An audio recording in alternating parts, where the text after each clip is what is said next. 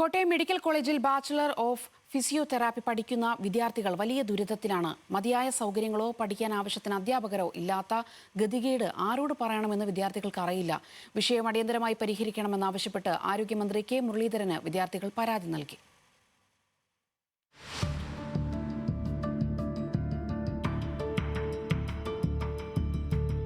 കഴിഞ്ഞ വർഷമാണ് കോട്ടയം മെഡിക്കൽ കോളേജിൽ കേരള യൂണിവേഴ്സിറ്റി ഓഫ് ഹെൽത്ത് സയൻസിന്റെ കീഴിൽ ബാച്ചലർ ഓഫ് ഫിസിയോതെറാപ്പി ആരംഭിച്ചത്. ഇപ്പോൾ 2 ബാച്ചുകളിലായി 60 വിദ്യാർത്ഥികൾ പഠിക്കുന്നു.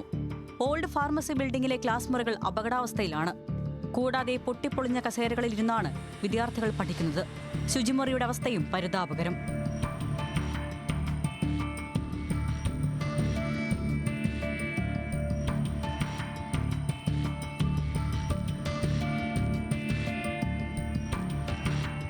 ഫിസിയോതെറാപ്പി നന്നായി പഠിപ്പിക്കാൻ അധ്യാപകർക്ക് പ്രൊജക്ടർ അനിവാര്യമാണ്.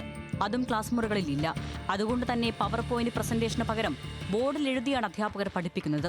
കൂടാതെ പ്രധാന വിഷയമായ ബയോമെക്കാനിക് പഠിപ്പിക്കാൻ ആകെയുള്ളത് സുബിൻ സോളമൻ എന്ന ഒറ്റ അധ്യാപകൻ മാത്രം.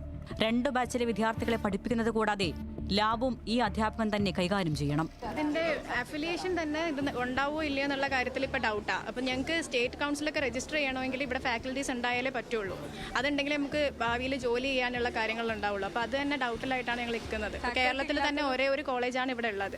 അപ്പോൾ നമ്മൾ അത്രയും മാർക്ക് വാങ്ങിയാണ് ഇവിടെ വന്നേക്കുന്നത്. നമ്മളിവിടെ വരുന്ന സമയത്ത് നമുക്ക് അറിയില്ല ഇങ്ങനെയുള്ള പ്രശ്നങ്ങളുള്ളത്. പിന്നെ ക്ലാസ് എടുത്ത് കഴിയുമ്പോഴാണ് ഓരോ പ്രശ്നങ്ങൾ അറിഞ്ഞുകൊണ്ടിരിക്കുന്നതും ഇങ്ങനെ പഠിച്ചിറങ്ങുന്ന കാര്യം തന്നെ ഇങ്ങനെയാണെന്നുള്ള കാര്യം അറിയുന്നത്. ആരോഗ്യമന്ത്രി കെ മുരളീധരൻ കോട്ടയം മെഡിക്കൽ കോളേജിൽ എത്തിയപ്പോൾ വിദ്യാർത്ഥികൾ പരാതി നേരിട്ട് അറിയിച്ചു. വിഷയം പരിഹരിക്കാൻ ഇടപെടുമെന്നാണ് മന്ത്രി അറിയിച്ചത്. ഞാൻ അവരോട് പറഞ്ഞു, ഒരു കാരണവശാലും നിങ്ങൾ മാനസികമായി പ്രയാസപ്പെടേണ്ട, നന്നായി പഠിച്ചോളൂ, നിങ്ങളുടെ കാര്യം സർക്കാർ നിങ്ങളോടൊപ്പം ഉണ്ട് എന്ന് സൂചിപ്പിച്ചു. നിലവിലുള്ള അധ്യാപകർ പരിമിതികൾക്കിടയിൽ നിന്ന് പരമാവധി കാര്യങ്ങൾ നന്നായി നടത്തുന്നുണ്ടെന്ന് വിദ്യാർത്ഥികൾ തന്നെ സമ്മതിക്കുന്നു. എന്നാൽ അടിസ്ഥാന സൗകര്യങ്ങൾ മെച്ചപ്പെടുത്തിയില്ലെങ്കിൽ തങ്ങളുടെ ഭാവി എന്താകുമെന്ന ചോദ്യമാണ് ഇവർ ഉന്നയിക്കുന്നത്. ന്യൂസ് മലയാളം, കോട്ടയം.